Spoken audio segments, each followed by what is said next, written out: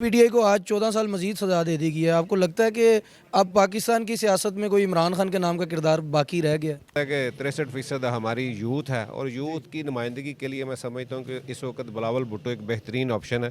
तो उस वजह से हमने ये फ़ैसला किया कि हम इनको यहाँ से जितवा के एक अच्छा मैसेज पाकिस्तान को, तब तक हम और तरफ देखते रहेंगे और ये कभी हालात बेहतर नहीं होंगे। और मैं समझता हूँ इन हालात के अंदर बड़ा ज़रूरी है कि हम लोग एक दूसरे के साथ जो अच्छे कैंडिडेट हैं, जो अच्छे पार्लियामेंटेरियन रहे हैं, ये जो नए लोग आए हैं जो आगे जाके सर्व कर सकते हैं, हम उनको सपोर्ट करें।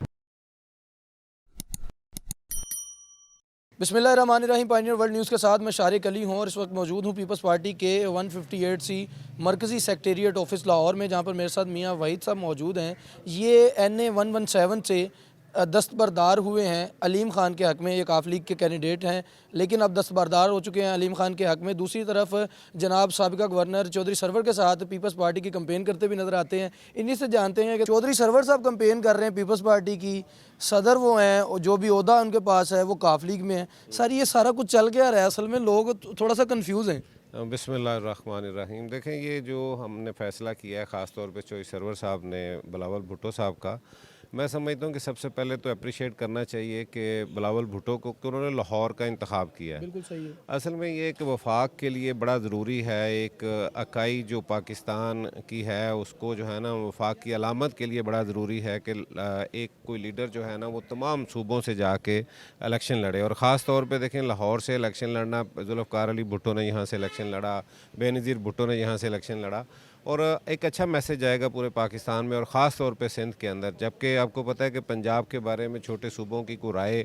आवाम की कोई वहाँ के सियासतदानों ने कोई अच्छी नहीं रखी हुई। तो उस सिलसिले में हम लोगों ने ये सोचा कि चूँकि हमारी जमात का तो लाहौर से कोई इस वक्त कैंडिडेट नहीं है, तो हम जो है ना वो जो मुल्क के लिए बेहतर बात है, और वैसे भी नौजवान क़यादत है और लोग उकता चुके हैं वैसे ही देख देख के। आपको पता है कि जो पिछले 50 साल की सियासत है उसके अंदर एक नए जो है ना वो ज़रूरत थी लीडरशिप की, तो उसको देखते हुए, और वैसे भी आपको पता है कि 63% हमारी यूथ है और यूथ की नुमाइंदगी के लिए मैं समझता हूँ कि इस वक्त बिलावल भुट्टो एक बेहतरीन ऑप्शन है।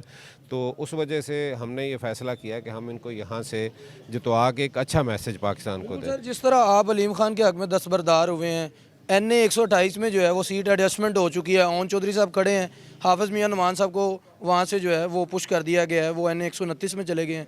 एक तरफ दस्तबरदार हो रही है आपकी काफ लीग, एक तरफ दस्तबरदार हो रही है नून लीग। अब आप पीपल्स पार्टी के साथ हैं, तो क्या ये समझ लेना चाहिए कि तमाम जमातें एक ही हैं असल में, जैसे जैज़ भारत कोड अलग है, नेटवर्क एक है?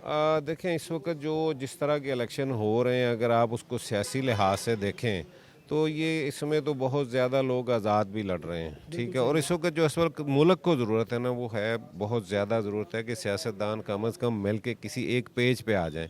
आप देखें कि हर बंदा जिसको भी कोई तनकीद के लिए कोई चीज़ नहीं मिलती, वो उठता है और एस्टेब्लिशमेंट पे बात करता है। लेकिन एस्टेब्लिशमेंट पे बात करने से पहले कभी आपने देखा है कि इन्होंने खुद से सलूक किया हो? जब तक सियासतदान एक पेज पे नहीं आते, और यही बात मैं समझता हूँ कि ये पीटीआई के लोगों को भी और ख़ास तौर पे बानी पीटीआई को भी इस वक्त समझना होगी कि जब तक हम आपस में नहीं बैठेंगे, आपस में जो वो रूल्स जो है हमारी गेम के वो हम तय नहीं करते, तब तक हम और तरफ देखते रहेंगे और ये कभी हालात बेहतर नहीं होंगे। और मैं समझता हूँ इन हालात के अंदर बड़ा ज़रूरी है कि हम लोग एक दूसरे के साथ जो अच्छे कैंडिडेट हैं, जो अच्छे पार्लियामेंटेरियन रहे हैं, ये जो नए लोग आए हैं जो आगे जाके सर्व कर सकते हैं, हम उनको सपोर्ट करें। जैसे मैं अपने हलके में 117 में हम अलीम ख़ान को सपोर्ट कर रहे हैं, और वहाँ पे देखें हमारा चूँकि मैं खुद काफ लीग से था, हमारा वहाँ पे कैंडिडेट अब नहीं है, तो हमने वहाँ पे बेहतर समझा कि अलीम ख़ान बेहतर कैंडिडेट है, और वो उसका जो पिछला रिकॉर्ड है अपने हलके के लिए या सियासी जो एक उसका माजी है वो बहुत बेहतर है। आज़ाद उम्मीदवार सर नज़र आते हैं जीतते हुए सीटें। आज़ाद उम्मीदवार पीटीआई के उम्मीदवार कह लें या आज़ाद, क्या लगता है कि उनको सीटें मिलेंगी? मेरा ख्याल है कि क्योंकि ग्राउंड के ऊपर उनकी जो है ना इस वक्त बिल्कुल वोट उनका मौजूद है और लोग उनके साथ हैं। आपने लाहौर में पिछले दिनों होने वाली रैली में देखा है, और बात सच होनी चाहिए और कभी भी जो है ना वो सच्चाई से, यही तो हम चाह रहे हैं कि इलेक्शन जो है वो अगर लेवल प्लेइंग फील्ड मिले, और तो फिर मेरा ख्याल है कि उनका भी राइट है। और पहले नंबर पे तो मैं उस पर भी सियासी बात करूं तो वो मजम्मत करता हूं, उस पर वो उनका निशान भी उनको मिलना चाहिए था और उनको एज ए पार्टी इलेक्शन लड़ना चाहिए।